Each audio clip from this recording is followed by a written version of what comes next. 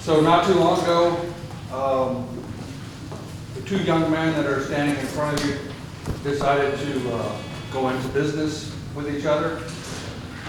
We had many discussions about what needed to be done, many agreements about how we would do things, and we were about to go into business, and I told Gary that we were not ready. And he said, well, why not? And I said, we had not yet articulated why we would be selected by cities like Kirby. What made us special? What set us apart? So before we went into business and started operations, we sat down and we articulated basically our client service philosophy. They were in our SOQ. Those became our values. Everything that we do permeates from those values, and I wanted to go over those values with you and help you understand what it means to you. The first one on the top of the list is responsiveness and being dependable. This is the number one complaint that I hear from cities about their engineers. I call, nobody calls me back. I email, nobody emails me back. So we've made it a rule in our firm that if we can't take your call, we can't get to your email, that it's done as soon as possible and never after the end of the day. Always. So we're always very responsive, and when we respond, we lay out a plan, and when we say we do something, we do it. We keep our promises. That's very important to us. The second is all about quality results. When you need us to do something, we'll ask you a lot of questions. What do you want as an end result? We'll strategize with you and make sure that we come up with a plan that gets you there, and we'll put that plan into action and make sure that it gets done and done as quickly as possible until it's successfully completed and you are happy. Communication is horribly important in what we do. We deal with a lot of people on a lot of levels. We service cities. So we need to communicate with people the way they like to be communicated with. If you're the kind of person who likes to read messages, think about it, and respond, then we're going to email you, text you. If you're the kind of person that likes to talk on the telephone, we're going to call you. And we understand people's communication preferences, and we channel our communication in that way. And we'll also always know what we are doing. You will never wonder what is Prison Turk, off doing. With our invoices, we always have a status report that tells you what we've accomplished, what we're currently working on, and what is next to be done.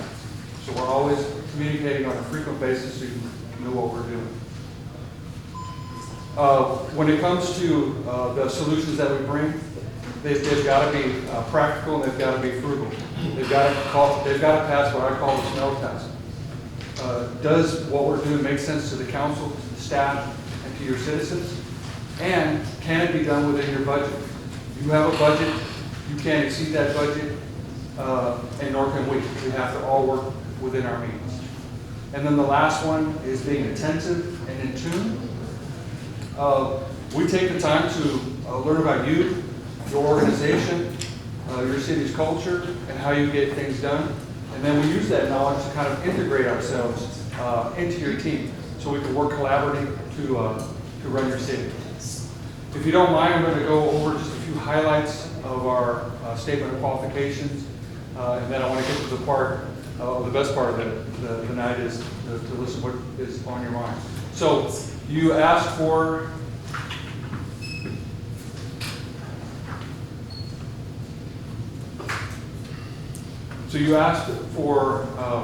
firms to specialize in providing city engineering services. That is exactly what we do. We set out to focus on that market when we started up the firm. About 90% of our buildings are from cities, so we do specialize in providing city engineering and municipal engineering services. We are currently city engineers for 5 cities, and we're doing project-specific work in a handful of others. So we have the municipal engineering experience that you're looking for. All right. You wanted to know about the key staff on our team. You're looking at it. Both Gary and I worked together for several years at a former firm. We got to know each other very well and found that we were on the same page philosophically about how to serve clients, how to provide engineering services to cities. I will be the primary contact of the city engineer. My job will be to keep Monique happy. And as you all know, Monique's all business and she's tough. And it's not an easy job, but that will be my responsibility. I will also provide the contract management and the oversight of all the activities of the team.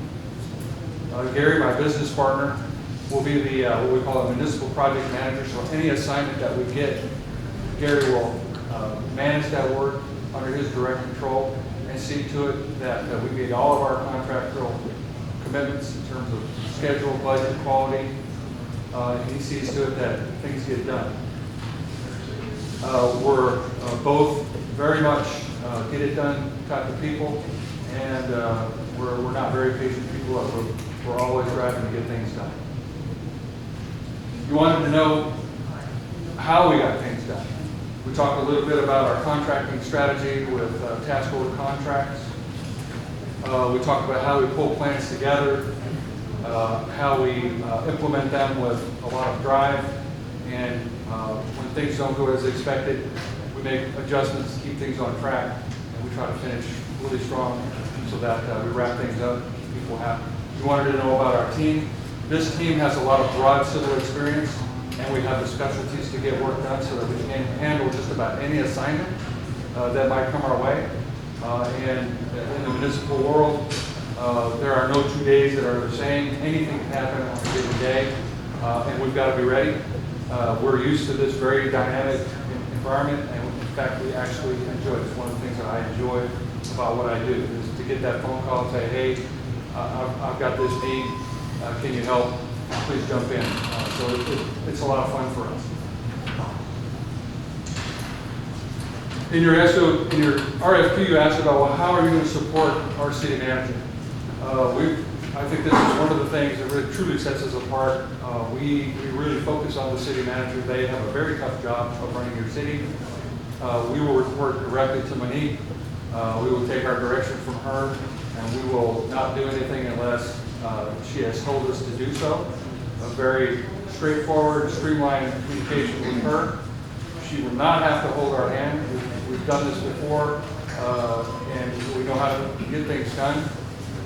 We pay a lot of attention to what I would call the city council agenda cycle. You may need information from us. It doesn't do any good to get that information to you on the day of council. It needs to be ready about a week earlier, so she can incorporate it into the agenda, so you have time to review it, and you can make good decisions based on what we're providing you. And then we have made many briefings in front of city council, so we know how to present things in a way that you can understand without much engineering background. So, in essence, when it comes to the city managers, we got to think like Monique. So I think we've given you many good reasons to select us. I'd really like to hear what is on your mind, what questions you might have for us. Do we have any questions from Councilmember Street? Hi. Looks like you have you're the city engineer for 5 small cities. Yes. Right now. How many employees do you have? 5. I mean, you have 5 employees? Yes. So you have 5 clients and 5 employees? We have 36 or Plus 37. the sprinkling of other government Yeah, things. we have about almost 40 clients total. There are 5 cities in which we provide city engineering services. Okay. I'm wondering because all of us, all these little small towns, just got a bunch of money to spend. Yes. And we're going to have a lot of capital improvement projects that we want to jump on. Yes, ma'am. Are you equipped for that? Yes. You've got 5. If we add you add us to your list, are you going to really have time to do what we need you to do? Yes. We're busy now, and we're supposed to be busy. The million-dollar question is, are we busy 2 or 3, 6 months out when this work does come to us? And the answer is absolutely yes. The other cities that we currently serve, when it comes to their ARPA funds and what they're doing with them, they're going in different directions. They're not necessarily putting that work into their infrastructure. So we're not expecting a big influx of work from our current city engineer fund. Okay. All right, thank you. Are there any more questions? Mr. Sherman? Monique, did you have questions? I do. So I know both of you had a lot of experience, with prior firms. So Yeah. I'm just curious, so all of the experience that you listed here, are these projects that you've done as your current firm, or is it a combination? Okay, in the SOQ, under firm experience, that is work that we have done as Freeland Turk over the last couple of years. And then I added a section in the back that gave you an understanding of our experience together at another firm. And then just kind of curious, I know you talked about, meeting attendance and those type of things. And I know you all are the only one out of this group that's not local or nearby us. So do you see that as being a challenge as far as responsiveness is concerned with, being at a distance from us? No, and let me explain why. We basically have about a 1 hour drive minimum. Beyond that, we don't seek to work with those cities because we cannot be responsive beyond an hour. Right now, we do an awful lot of work for the city of Sunset Valley, and that's a little more than an hour's drive, but we use technology, Zoom, Teams, what have you, GoToMeeting. We conduct a lot of business that way.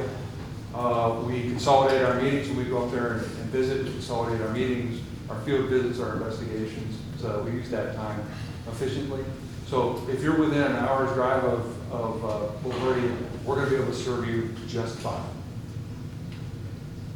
All right, is there any more questions? Oh, ma'am, thank you, ma'am. All right, thank you, sir. Thank you very much for the opportunity to be here. I know you have a tough decision.